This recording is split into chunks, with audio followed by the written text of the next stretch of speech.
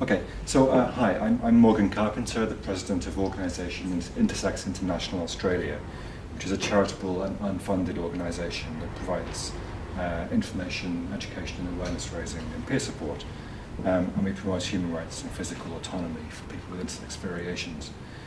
People with intersex variations are born with physical characteristics that don't meet stereotypical expectations for males or females. And intersex people are currently absent from state anti-discrimination legislation, yet we face discrimination on grounds of our innate sex characteristics. So how will your party address this issue and stigma and discrimination? I'm Marine Faruqi, Greens MP in the Upper House. So the one issue is that we really need to focus on broad education and awareness about the issues that intersex people face, the needs that intersex people have, and the discrimination that they face as well. And especially the involuntary or coerced sterilisation that intersex people face. Green Senator Rachel Seward in 2013 chaired an inquiry into this and made some really strong recommendations. And the Greens in New South Wales Parliament actually called on the government to implement those recommendations as well, and especially about the consensual nature of when and if sterilisation takes place. My name is Penny Sharp. I'm the Labor candidate for Newtown and a member of the Legislative Council. It's been really fantastic to work with OII now for quite a few years. Major strides have been made, particularly in Australia, around anti-discrimination law, intersex being recognised as one of the first places in the world to be recognised through federal law. We really need to get on top of that in New South Wales. Labor wants to review our Discrimination Act. It's been around since 1977. It's very clunky. It's had lots of bits added to it. We think that it's time to look at it holistically, and it would particularly pick up the issues of intersex and trans, which is really the things that are missing particularly. I think that the issues that you talk about arising out of that Senate report, which is a fantastic report, I think we need to look at that through a New South Wales lens. And again, I'd go back to Labor's commitment around setting up a ministerial advisory committee. I think that's something that we could send to it straight away, look at what's happening, look at what the feds have said. Let's not reinvent the wheel. Let's look at what we could do, get the agencies in and work through in detail how we deliver those recommendations.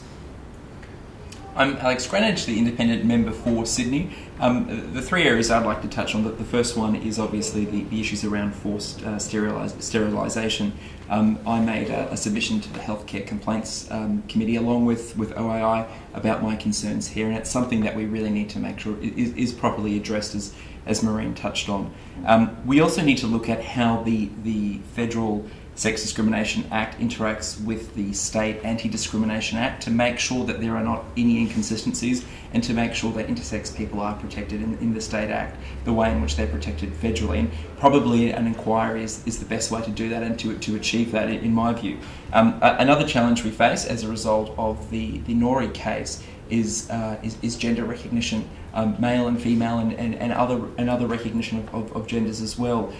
That's a process where there are some international best practice examples to look at. There's obviously a great deal of community consultation that needs to happen on that way. And again, that's an area where I probably would like to see a parliamentary inquiry look into these issues. I know my office deals with a number of inquiries from people who are challenged by births, deaths and marriages towards birth certificates and how that's going to be dealt with and bringing these things up. So there's a lot of work to be done here, and it's something I'm committed to do in the next parliament.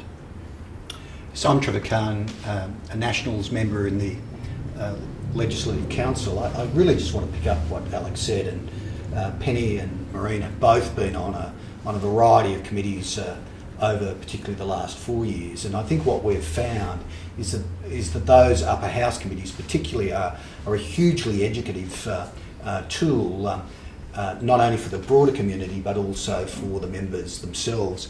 And I think an appropriately structured upper house inquiry would give an opportunity for all parties to be able to effectively interact, to work out what precise legislative changes need to occur. And I think what we've seen both over the last 4 years and earlier is some quite remarkable changes have occurred in legislation through those committee inquiries, through remarkably achieving unanimous outcomes on inquiries where one would not have thought that was possible at the start. So I think we can do it, and I think the mechanism to do it is through an upper house inquiry.